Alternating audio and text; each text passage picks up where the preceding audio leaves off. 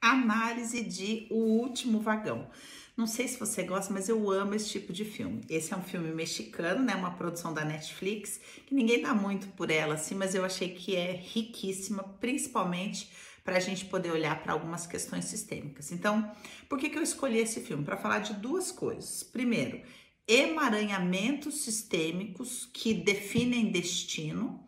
E dois, como a gente está falando de educador sistêmico, né, na nossa intimidade, os alunos, eu queria falar sobre essa relação aluno-professor e o impacto que essa relação tem no destino. Então, vou falar de destino, tá? Por algumas perspectivas. Então, vamos lá. Quem que é o nosso herói? O Icao, esse menino, né? É sobre o destino dele que eu quero falar. Então, ele é filho de um casal oprimido pelo sistema, pelas circunstâncias. O pai, numa condição de subemprego, né, de pobreza, de desrespeito, né, de abuso, porque aqueles empregados são abusados naquela circunstância, e a mãe oprimida pela doença, ou seja, na verdade, os dois ali estão mostrando que a força deles está acabando. Essa é a vida dele, o Icao não conhece nada diferente disso. Eles vão mudando de cidade, construindo ferrovia, e nessas eles não têm raiz, não tem lar, né? Eles moram num vagão, eles não têm amigos, né? E a força de vida deles está acabando. Como que a gente vê isso? Porque a mãe representa a vida e ela tá doente. Então tá apontando ali, olha, a força tá acabando. Justamente no momento onde o Icao está numa idade ali, né, por volta dos 8 anos, por aí, a gente não tem, mas que aponta para esse momento onde ele vai para o mundo, né? Onde ele precisa dessa força do pai para ir para o mundo, para tomar um destino. E que destino é esse que ele vai escolher? Então, eles têm esse filho homem, mas não tem força para lançar esse filho, nenhum dos dois tem força para lançar esse filho para além da repetição dos padrões do clã. Então, eles não querem que esse menino tenha o mesmo destino que eles, mas eles não têm força para lançar esse menino para além. Então, a gente vê um menino sem amigos, sem sonhos, sem futuro, né? Ali, completamente resignado naquela situação. E aí ele chega naquela cidade e conhece Georgina, que é a professora.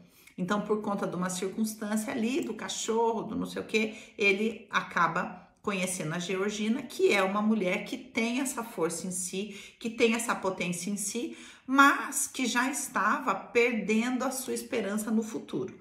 Dani, como é que você sabe disso? Porque quando ela estabelece conexão de alma com ele, ela conta só para ele que ela está perdendo a visão, que ela está ficando cega, ou seja, que ela está perdendo a visão do futuro, porque a esperança dela já estava acabando. Então ela dá tudo de si para aquelas crianças, é uma viúva, luta por aquelas crianças, né?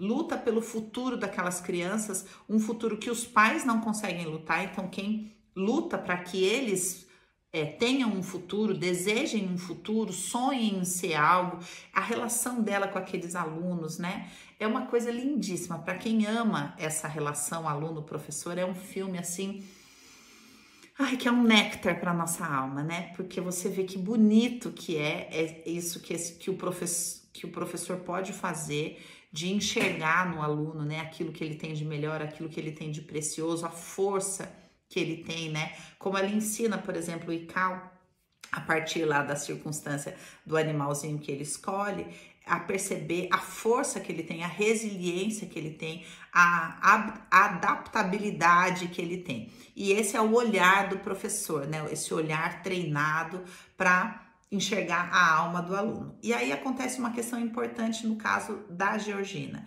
E ali a gente tem um encontro de almas que muda destino.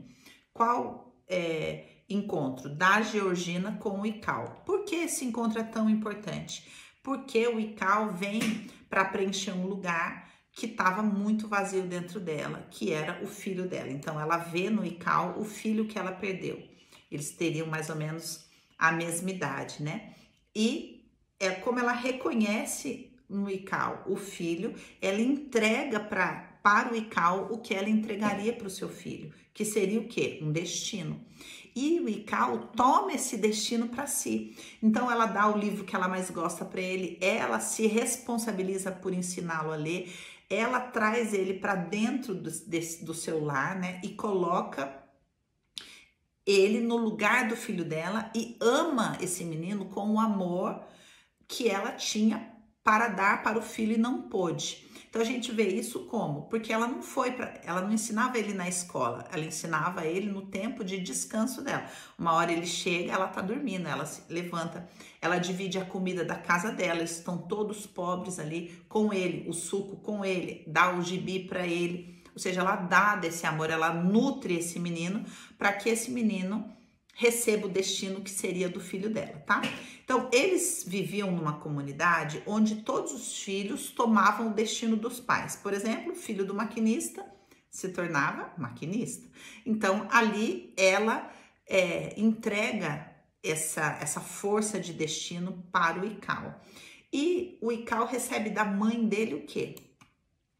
A força para as relações, porque a mãe dele era uma mulher que amava, né? Ela estava ali, ela era aquele vagão deles, era uma casa gostosa, né? Ela conseguia trazer esse sentimento de amor, de acordar o filho para ir para a escola, de se alegrar com ele, de o que ela tinha para oferecer, ela oferece dentro desse contexto, ele escolhe uma mulher para si, como a mãe. Então a gente vê na menina que ele se apaixona, né? A mãe jovem, a doçura da mãe, né? E aí a mãe entrega isso. O pai tem essa força para entregar para ele? Não muito, né? Essa força existia no pai, mas o pai tinha perdido essa conexão e o Ikau só vai retomar lá na frente. Quando o Ikau aprende a ler e o pai vê, né, esse menino sonhando, acorda isso no pai. Então é muito legal a gente ver esse conceito do Bert de alma coletiva. Por quê? Porque quando uma pessoa do clã toma a força da alma, todas são impactadas.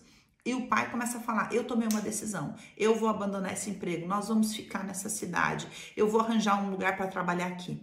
Então ele vai lá, comunica a sua decisão, a família comemora, mas qual que é a grande questão? Ele não entende de travessia. Então aqui entra também a razão pela qual eu escolhi esse filme para fazer análise dentro desse contexto do curso Educador Sistêmico, que eu estou convidando os alunos, né? Para compreender que o educador sistêmico, mais do que o professor, mas o educador de almas, é o que entende de travessia, é o que compreende o que é uma travessia e é o que capacita a alma do aluno a fazer essa travessia. E o pai dele não entendia de travessia. Então, o que acontece? O que é uma travessia? É uma mudança de destino. Por quê? Destino dentro de um conceito sistêmico é uma repetição de padrão. Eu herdo um destino, ou seja, eu dou continuidade a um destino, é uma linha contínua. E o que é uma travessia? É quando eu consigo dar um passo para além dessa repetição de padrão. Então, uma travessia custa muita força da alma. E essa travessia envolve guerra. Então, as pessoas, todo mundo quer fazer a travessia, mas todo mundo espera a melhor circunstância para atravessar. E aí não atravessa. Quem espera o momento ideal para atravessar, não atravessa. Quem espera as circunstâncias favoráveis para atravessar, não atravessa. Quem não entende que uma travessia envolve uma guerra terrível, não atravessa. E o pai não entendia. Então o pai foi lá, tomou uma decisão, comunicou a decisão, mas na hora de sustentar a decisão na guerra, ele não teve discernimento para isso. Então, veja, ali o que a gente percebe? Que o pai dele era um líder, mas ele estava perdido dessa força, né? E aí, quando o filho encontra a própria força, ele também encontra, mas não tem muita clareza do que está acontecendo. Então, para você compreender o que eu quero dizer, eu queria que você entendesse que toda travessia, no fundo, tem um contexto espiritual. Porque a porção em nós que precisa ser ativada para a gente atravessar, para além de uma repetição de destino da alma do clã, é o espírito. E dentro de um contexto espiritual, independente da sua visão de mundo, do seu sistema de crenças, a gente precisa entender que toda travessia espiritual é sair de um conceito de escravidão, de uma não identidade, né, de um não sonhar, de um sistema de medo, não importa em que contexto seja, de doença, de dinheiro, de futuro, de sonho, é sempre um sistema de escravidão. Então, quando ele vai lá e se levanta e fala, eu vou fazer, eu vou sair, imagina o efeito que teria em toda aquela comunidade se aquele homem fala, olha gente, eu não vou com vocês, tá, para a próxima cidade, eu vou ficar aqui, meu filho vai estudar, a gente vai mudar de vida. O impacto que não teria em todas aquelas famílias que eram escravas daquele sistema, ninguém era feliz. Todo mundo sofria calado. E aí todo mundo ia querer se libertar, então daí uma questão de guerra. E aí justamente quando aquela força dele começa a acordar, o líder ali fala, usa ele de exemplo e fala, vai, você dá o exemplo. Todo mundo tem que trabalhar, a gente tem que ter um resultado. Não, mas a circunstância vai chover, é perigoso. Não, mas você vai dar o exemplo, vai na frente. E aí ele não tem força para dizer, não, eu não vou.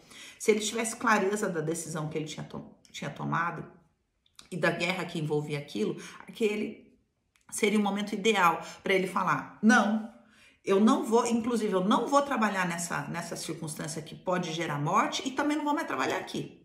E fazer a travessia dele. Mas ele não conseguiu, pensou, ah, tá bom, vou fazer esse último movimento que custou a vida dele.